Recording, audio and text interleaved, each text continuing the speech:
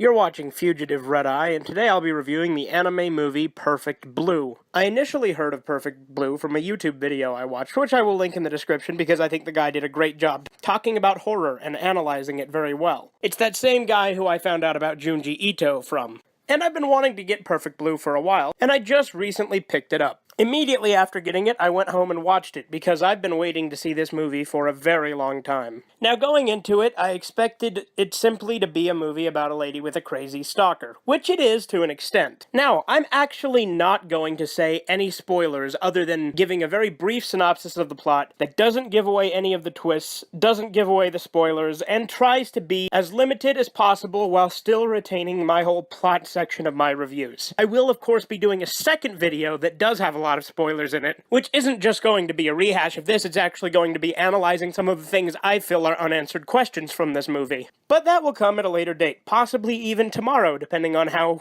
quickly I get it done or whatever, but it will come at a later date nonetheless. So Perfect Blue is about a woman who starts out as a pop idol. She's, a singer in like a music group, who wants to get into being an actress. Of course, when she becomes an actress, one of her fans doesn't take it so well and begins stalking her. Technically, he was stalking her since the beginning of the film, but he begins to develop much more violent tendencies and becomes a lot more threatening. As the movie goes on, our main character starts to hallucinate. She starts seeing things that aren't really there, and it starts to blend what is real with what isn't. She can't tell what's real and what's not, and neither can we as the audience. We're just kind of thrown into it as much as she is. There's all sorts of crazy shit that happens, and you don't know what's real or what's not until the very final conclusion. The movie itself is very slow-paced from the beginning. Like, there's not a lot of suspense at the very start of the film. But as it progresses, the atmosphere becomes much and much more tense, and you start to feel for it. This movie is definitely intense. In fact, when I bought it, the store clerk even told me,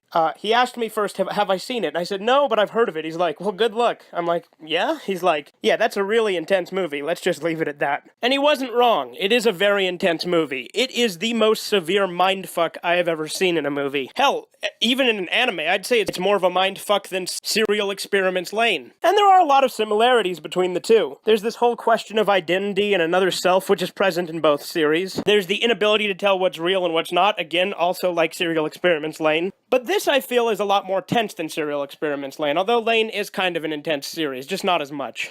I initially went into this expecting it to be a very gory horror film, and not really. There is some gore, not much.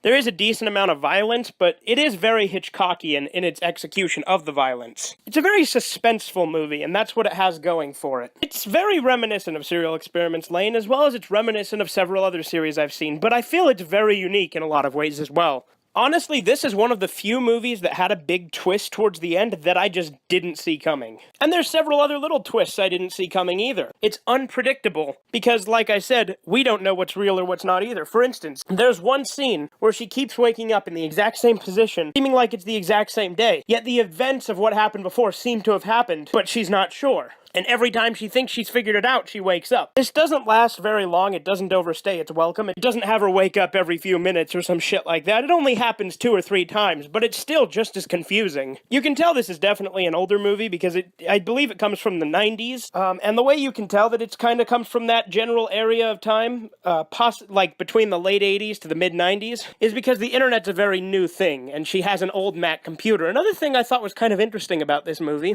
all of the products in it are actual real brands. They don't make up their own fake brands of products in it, which I think is pretty cool because I hate it when things have to do that. But I definitely recommend everyone see this movie because it is a very good suspense film. If you like things like Alfred Hitchcock and you like mindfucks like Serial Experiments Lane, you'll definitely love this movie. I'd say this is more accessible to a wider audience than Serial Experiments Lane is, because Serial Experiments Lane is very weird, and although I think this is more of a mindfuck, Serial Experiments Lane is weirder, so even if you don't like Lane, I still recommend you check this out to see if you do like this. Perfect Blue is definitely an interesting film, to say the least. But I think that's really all I have to say about it without being too spoilery. As I said, there are a couple of unanswered questions I personally have for the film, because even with the final conclusion, there was a few things I didn't get, and things that I wasn't sure if they were real or not, but I will be going over those in the next video. But anyway, this has been Fugitive Red Eye, and you guys let me know what you thought of Perfect Blue if you've seen it before. If you intend to see it now, or if you don't.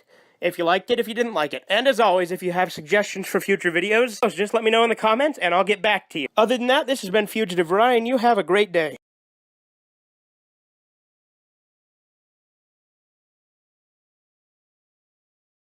Subscribe the Fugitive Red Eye.